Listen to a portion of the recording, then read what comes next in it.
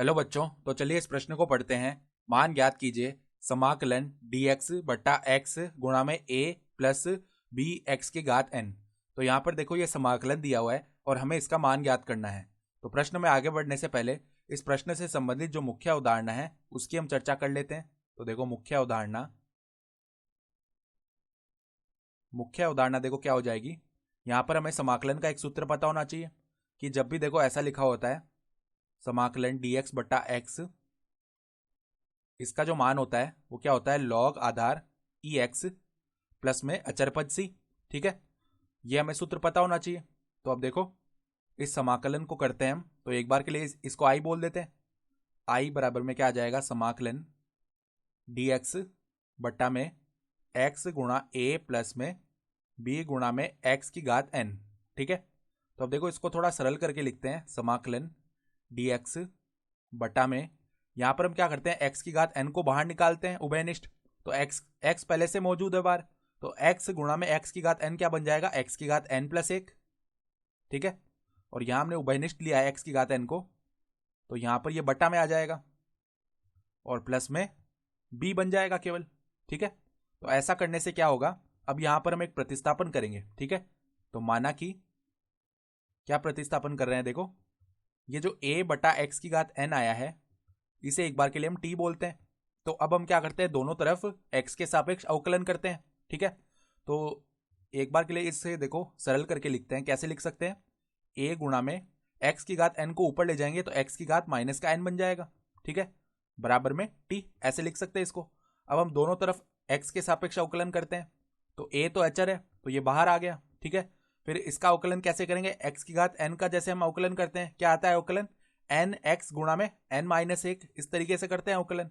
तो यहां पर देखो माइनस का n आगे आ जाएगा और इसकी घात में माइनस 1 हो जाएगा, यानी x की घात माइनस n माइनस 1 बराबर में यहां पर dt बट्टा में dx आ जाएगा। यानी इसको सरलीकृत रूप में लिखें तो माइनस an, और इसको हम नीचे ले जाएंगे वापस, तो ये जो घात है ये प्लस की हो जाएगी, x की घात n प्लस 1। और अब क्या करते हैं, हम इस dx को इस तरफ लाते हैं तो ये किसके इक्वल आ जाएगा, dt के बराबर में आ जाएगा ये। ठीक है, अब अगर हम केवल इसका मान ज्ञात करें dx बटा x की घात n प्लस 1, तो वो क्या आ जाएगा, देखो dx बटा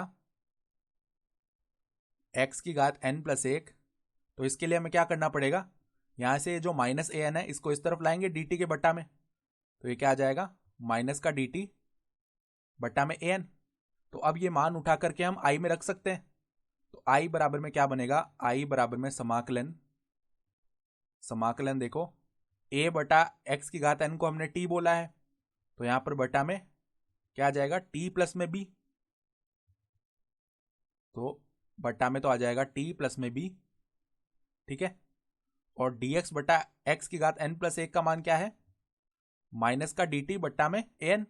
ठीक है, तो माइनस का 1 बट्टा an तो बाहर आ जाएगा क्योंकि ये अचर है, और dt को यहां पे रख लेते हैं। तो ऐसा करने से क्या होगा, यहां पर ये जो समाकलन का सूत्र है ये सीधा ही लगा सकते हैं हम।